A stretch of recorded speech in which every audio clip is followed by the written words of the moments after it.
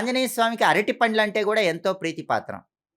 ఆంజనేయ స్వామికి అరటి పండ్లు ఎందుకు సమర్పించాలి అంటే, ఆంజనేయ స్వామి గంధమాదన పర్వతాల ప్రాంతంలో తపస్సు చేసుకునేవాడు. ఆ చుట్టూ అరటి తోటలెక్కువగా ఉండేవి. ఆయన శ్రీరామ మంత్రం చదువుకుంటూ తపస్సు చేసుకునేవాడు.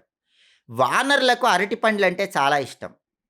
సహజంగా వానరులకు అరటిపండ్లు ఇష్టమైనప్పటికీ, చుట్టుపక్కల అన్ని అరటి తోటలున్నా గూడా, ఆయన గంధమాదన పర్వత ప్రాంతాల్లో అరటి తోటల మధ్యలోనే అరటి పండ్ల మీద ఏమాత్రం ఆలోచన రాకుండా శ్రీరామచంద్రమూర్తి గురించి కఠోర తపస్సు చేస్తాడు. అప్పుడు రాముల వారు ప్రత్యక్షమై, వానరులకు సహజంగా ఎంతో ఇష్టమైనటువంటి అరటి పండ్లు చుట్టూ ఉన్నా కూడా, వాటి మీదకు మనస్సు వెళ్ళకుండా నా నామాన్ని జపించావు కాబట్టి, నీకు ఎవరైతే అరటి పండ్లు సమర్పిస్తారో వాళ్ళందరికీ నీ అనుగ్రహంతో పాటు నా అనుగ్రహం గూడా కలుగుతుందని ఆంజనేయ స్వామితో రామచంద్రమూర్తి పలుకుతాడు. అందుకే ఎప్పుడైనా ఆంజనేయ స్వామికి అరటిపండ్లు నైవేద్యం పెడితే ఆంజనేయుడి అనుగ్రహంతో పాటుగా శ్రీరామచంద్రమూర్తి అనుగ్రహానికి కూడా సులభంగా పాత్రులు గావచ్చు.